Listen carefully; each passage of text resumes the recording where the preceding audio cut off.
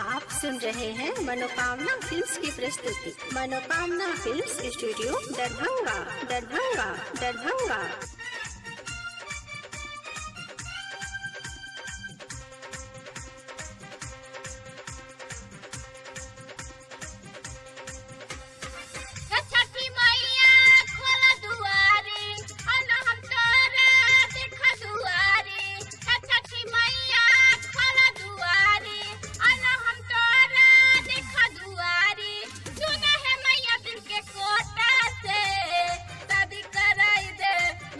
लगाई दे फल चढ़ेबो तोरा सुपा से।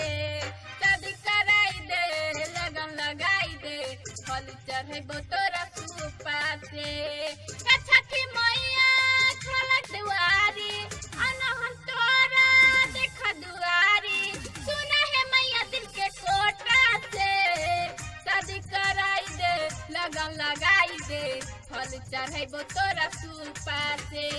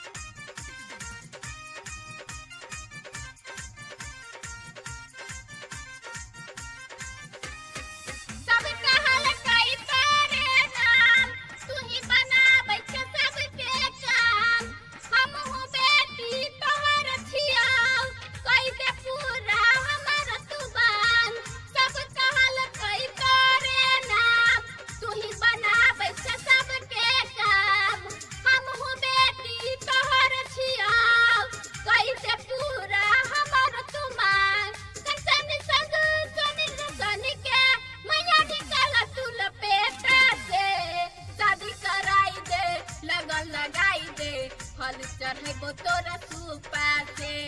शादी कराई दे लगन लगाई दे फल चढ़ेबो तोरा सुपा से।